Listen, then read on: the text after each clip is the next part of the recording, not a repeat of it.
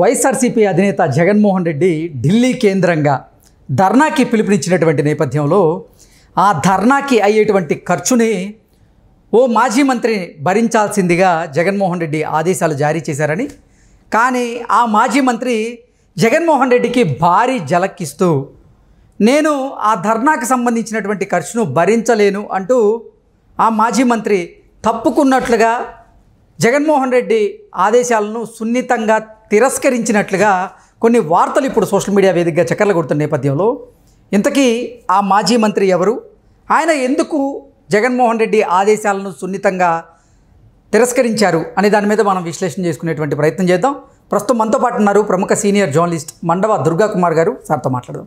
Sir నమస్తే అండి. నమస్కారం కృష్ణ గారు, మన వీక్షకులు కూడా నమస్కారం. జగన్మోహన్ రెడ్డి ఢిల్లీ కేంద్రంగా ఒక ధర్నాకి పిలుపునిచ్చారు. ఈ నేపథ్యంలోనే ఆ ధర్నాకి అయ్యేటువంటి ఖర్చునంతా ఒక మాజీ మంత్రిని భరించాల్సిందిగా జగన్మోహన్ రెడ్డి కొన్ని ఆదేశాలు జారీ చేసినట్లుగా, ఆ మాజీ మంత్రి మాత్రం జగన్మోహన్ రెడ్డి ఆదేశాలను తిరస్కరించినట్లుగా, ఇప్పుడు నేను ఏ ఖర్చు భరించలేను అంటూ ఆ మాజీ మంత్రి జగన్మోహన్ రెడ్డికి భారీ జలకిచ్చినట్లుగా కొన్ని వార్తలు అయితే వస్తూ ఉన్నాయి. ఇంతకీ ఆ మాజీ మంత్రి ఎవరు, జగన్మోహన్ రెడ్డి ఆదేశాలను ఆయన ఎందుకు ధిక్కరించారు అంటే ఏం చెప్తారు సార్?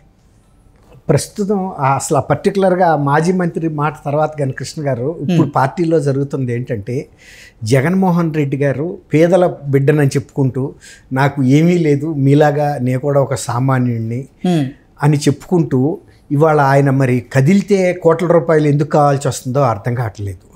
మొన్న వినుకొండది ఇలాగే అయింది అంటున్నారు. తర్వాత ఆయన ఎక్కడికి కదిలినా ఖర్చుతో కూడిన పని. అంతకుముందు ఆయన మీకు గుర్తుందో లేదో, తన మీద ఉన్న సిబిఐ కేసు విచారణ ప్రతి శుక్రవారం ఇక్కడికి రావాల్సి వచ్చేది, హైదరాబాదు నాంపల్లి సిబిఐ కోర్టుకి. ఆ సందర్భంలో ఆయన ఏం చెప్పాడంటే, నేను ముఖ్యమంత్రిగా నా భద్రతా ఏర్పాట్లు ఒక్కొక్క వాయిదాకి రావాలంటే 60 లక్షల రూపాయలు అవుతుంది, కాబట్టి నన్ను ఈ ప్రతి శుక్రవారం హాజరు నుంచి మినహాయించాలి అని ఆయన కోర్టుకి అభ్యర్థించుకున్నాడు. కోర్టులు కూడా మరి నిజమే కదా, అది ప్రజల సొమ్ము కదా, 60 లక్షల రూపాయలు ఖర్చు అవటం అంటే చిన్న మాట కాదు కదా. ఇంకా వాటితో పాటు కొన్ని కారణాలు రీత్యా నాకు అక్కడ అడ్మినిస్ట్రేటివ్ పనులు ఉంటాయని ఏవో చెప్తాం వలన మినహాయింపు చేశారు. ఆ మినహాయించడం కొన్ని వేల సార్లు ఆ కేసులు వాయిదాలు పడుతున్నా కూడా ఈయన ఎప్పుడు హాజరైన సందర్భం లేదు. దాదాపు 12 ఏళ్ల నాటి కేసులు, అవి 2 కూడా తేలకుండా ఏలాడుతున్నాయి. ఆయన కూడా బెయిల్ మీద ఉన్నారు, ఆ బెయిల్ రద్దు అవ్వలేదు. తర్వాత ఆయన ఆ బెయిల్ని పర్మనెంట్ బెయిల్గాను మార్చుకోలేదు, అది మెడ మీద కత్తిలాగా వేలాడుతుంది. ఈ 5 సంవత్సరాల నుంచి అదే పరిస్థితిలో ముఖ్యమంత్రిగా కూడా ఆయన పదవిని పూర్తి చేశాడు. ఇప్పుడు మీరు అన్నట్టు మొన్న వినుకొండ వెళ్ళినప్పుడు కూడా మాజీ శాసనసభ్యుల మీద ఆ ఖర్చు వేయటంతో వాళ్ళు విలవిల్లాడిపోయారని చెప్తున్నారు. ఏమీ చేయలేని పరిస్థితి. అది ఈ మాజీ మంత్రి మీరు చెప్పిన మాజీ మంత్రి కూడా తెలుస్తుంది కదా, ఇలా మన మీద వేయటం ఏంటి, ఆయనకి ఏమన్నా డబ్బులు తక్కువైతే కదా, ఎక్కువ డబ్బులు వెళ్ళింది ఆయనకే, మిగిలిన మినిస్టర్లకి ఎమ్మెల్యేలకి అందలేదని నేను చెప్పను, కానీ ఎక్కువ సింహభాగం ఆయనకే వెళ్ళిపోయింది. అలాంటప్పుడు ఆయన అంత డబ్బు ఆర్జించి ఇలాంటి ఖర్చులు కూడా పెట్టుకోకపోతే పట్టుమని ఇంకా నెల రోజులు కూడా అవ్వలేదు ప్రభుత్వం దిగిపోయి, ఇప్పుడే మన మీద పడితే ఇక ఈ 5 ఏళ్ల పాటు ఈ నెల భరించగలుగుతాం మనం అనే ఆలోచనలో పడ్డారనేది ఒకటి. రెండోది, ఆయన ఈ పార్టీని ఎలా పునరుద్ధరించాలి, పార్టీని బలోపేతం చేయాలని మనం చెబుతున్నా కూడా, ముఖ్యంగా పేరు నాని చెప్పాడు, కేతిరెడ్డి వెంకటరామరెడ్డి చెప్పాడు, కాసు మహేష్ రెడ్డి చెప్పాడు, ఇంకా చాలామంది చెప్తున్నారు ఎన్ని లోపాలు జరిగినాయి వాటన్నిటినీ సవరించుకోమని. ఆయన సవరించుకోకపోగా ఇప్పుడు ఢిల్లీకి వెళ్ళి ఇప్పుడు అదే చెప్పారు కదా మీరు, అక్కడ ఖర్చులు భరించమని. అసలు దీనికి అంత ఖర్చులు ఎందుకు అవుతాయి? ఢిల్లీకి ఫ్లైట్లో వెళ్ళటం, అక్కడ వేసే టెంట్లో కూర్చోవటం, అంతే కదండి. మరి ఈయనకి అట్లాంటి భారీ ఖర్చులు, సపోజ్ మొన్న వాళ్ళ అమ్మాయి లండన్లో పలకరిస్తానికి వెళ్ళినప్పుడు 15 రోజుల పాటు ఇక్కడ విదేశీ టూర్లో ఫ్లైట్ మొత్తం 15 రోజులు అక్కడ ఎయిర్పోర్ట్లో కాపలా కాస్తా ఉంది ఈయన కోసం, చార్టెడ్ ఫ్లైట్. అది ఎంత ఖర్చు అయ్యింది? ఇది నీ బీదల ముఖ్యమంత్రి అని చెప్పుకునే ఆయన రెగ్యులర్ ఫ్లైట్లో వెళ్తే ఇంత ఖర్చు ఉండదు కదండి ఫ్లైట్ టికెట్టే. తర్వాత ఇంకోటి ఏంటంటే, ఈయన అక్కడికి వెళ్ళటానికి ముందుగానే సెక్యూరిటీ వాళ్ళు, ఈయన వెళ్ళి బజార్లో జేబులో చేతులు పట్టు తిరిగినా అక్కడ ఎవడో పట్టించుకున్న వాళ్ళు లేడు. అయినా కానీ ఈయన సీఎంఓ ఆఫీస్ నుంచి సెక్యూరిటీ వాళ్ళని ముందు పంపించారు కొన్ని లక్షలు ఖర్చు పెట్టి. ఇవన్నీ ఎందుకు చేస్తున్నాడో అర్థం కాదండి.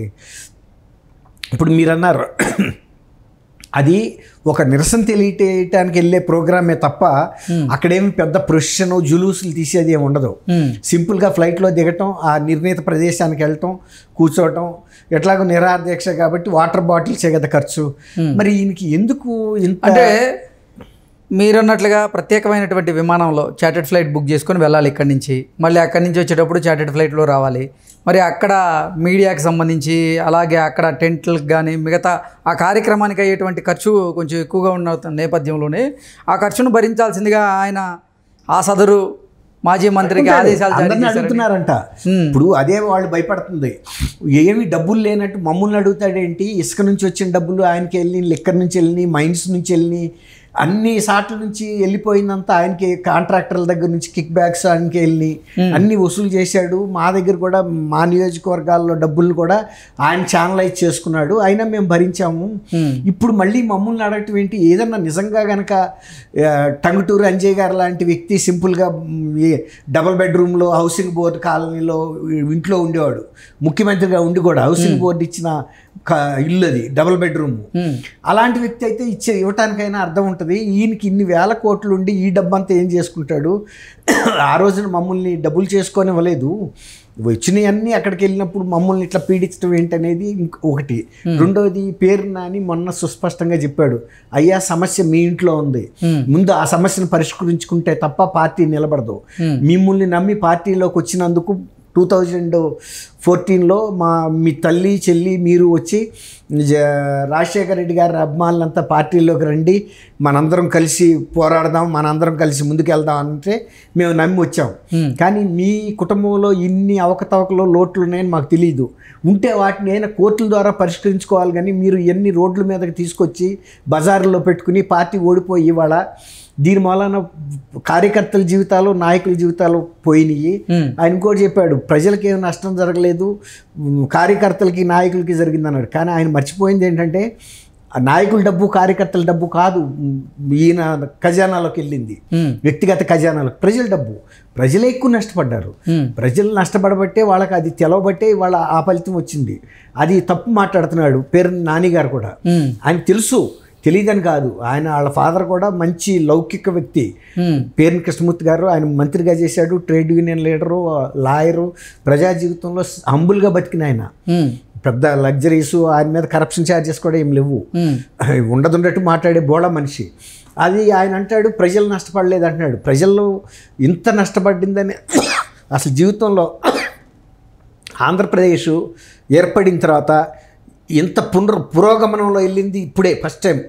అంటే ఆ నష్టం భర్తీ అవ్వటానికి ఆయన అంటాడు, ఇంక ఎన్నాళ్ళు పడుతుందో నేను చెప్పలేను, మా పార్టీ కార్యకర్తలకి నాయకులకి జరిగిన నష్టం అంటున్నాడు. కానీ రాష్ట్రానికి జరిగిన నష్టం, ప్రజలకు జరిగిన నష్టం 1 దశాబ్దం 2 దశాబ్దాలకు కూడా రికవర్ అవ్వదండి. మంచి ప్రోగ్రెస్లో ఉండగా జరిగిన నష్టం అది. సార్, ఇంతకీ జగన్మోహన్ రెడ్డి ఆదేశాలను ధిక్కరించినటువంటి ఆ మాజీ మంత్రి ఎవరు? మీరు ఇప్పుడు అన్నట్లుగా పేరు నానియా లేదా కొడాలి నానియా? అసలు ఎవరు మంత్రి, ఎవరు మాజీ మంత్రి అంటే ఏం చెప్తారు? పేరు నాని అని నేను అనుకోను, బాగా డబ్బు ఉన్న వ్యక్తి. అంటే పెద్దిరెడ్డి రామచంద్రారెడ్డి గారా? సహజంగా వేళ్ళు అట్టే చూపిస్తాయి, ఎందుకంటే ఆయనకున్నంత డబ్బు ఎవరికి లేదు. ఏదైనా భరిస్తే గిరిస్తే ఆయనే భరించాలి. మరి ఆయనే ఎందుకు అసలు జగన్మోహన్ రెడ్డి ఆదేశాలు అంటే ఫస్ట్ టైం ఒప్పుకుంటే రోజు ఇదే కార్యక్రమం అవుద్ది. ఎక్కడ తెస్తాడు ఆయన మాత్రం? ఆయన ఈయనంత బిజినెస్ లైక్, ఆయన కూడా అంతే బిజినెస్ లైక్ పర్సన్. ఎంతైనా సంపాదించినా నాది నేను సంపాదించుకుంటా కానీ నీకెందుకు వాళ్ళని వస్తుంది కదా. రేపు ముఖ్యమంత్రి అయినా మళ్ళీ ఈయన అవుతాడు. కానీ ఘోర పరాభవం తర్వాత ఇక వైఎస్ఆర్సీపీ మనుగడే ప్రశ్నార్థకంగా మారబోతుందని పెద్దిరెడ్డి రామచంద్రారెడ్డి భావించాడా? అందుకే జగన్మోహన్ రెడ్డి ఆదేశాలు అంత జాగ్రత్త లేకపోతే పెద్దిరెడ్డి రామచంద్రారెడ్డి గారు ఈ ఆర్థిక పరిస్థితి ఇంత స్థాయికి ఎలా పెరుగుతాడండి? ఇప్పుడు ఆయన చాలా క్యాలిక్యులేటెడ్గా ఉంటాడు. ఇవాళ ఆయన ఆక్రమించిన భూములు వాటికి సంబంధించిన కూడా మదనపల్లి సబ్ కలెక్టర్ ఆఫీస్లో అవి ఫైర్ యాక్సిడెంట్లో కూడా కాల్ చేశారని చెబుతున్నారు. ఈ విధంగా ఆయన జాగ్రత్తలు ఎప్పుడు ఆయన ఉంటాడు కదండి. లేకపోతే ఇంత ఆర్థికంగా స్థిరపడి డి అంటే డి అనే పరిస్థితి ఉండదు కదా. కాబట్టి బహుశా నేను ఆయనే అయి ఉంటాడు అనుకుంటున్నాను, వేరే వాళ్ళని ఈయన అడుగుతాడని కూడా నేను అనుకోను. ఇంకోటి ఏంటంటే ఇక్కడ చెప్పుకోదగ్గది, ఇప్పుడు ఆయన చేసే పని మూలన అసలు పార్టీ ఉనికే ప్రమాదంలో పడుతుందని పార్టీ నాయకులు కార్యకర్తలు భయపడుతున్నారు. ఆయన ఇప్పుడు యుద్ధం ప్రకటించింది మోడీ మీద. ఇప్పుడు మోడీ వర్సెస్ జగన్మోహన్ రెడ్డి. ఇప్పుడు మోడీ ఇప్పుడు ఈ కేసెస్ అన్ని కేంద్ర పరిశోధన సంస్థ దర్యాప్తు సంస్థల చేతుల్లో ఉన్నాయి. కాబట్టి ఈయన అంతు చూసేది కూడా ఆయన ఇన్ని రోజులు ఎవరైతే ఆశీర్వదించాడో ఆయనే కన్నెర్ర చేసినాడు. జగన్మోహన్ రెడ్డి పరిస్థితి ఏంటనేది వాళ్ళ పార్టీ నాయకులు కార్యకర్తలు కూడా ఆందోళన చెందుతున్నారు. ఇంట్లో సమస్యను పరిష్కరించుకోకుండా వీధిలోకి వెళ్ళి పిలిచి అంటే పడుకున్న పులిని లేపి పంజాతో కొట్టించుకునే పరిస్థితి అవుతుంది జగన్మోహన్ రెడ్డికి. దాని మూలన పార్టీ మనుగడ ఉండదని వాళ్ళు భయపడుతున్నారు. ఓకే.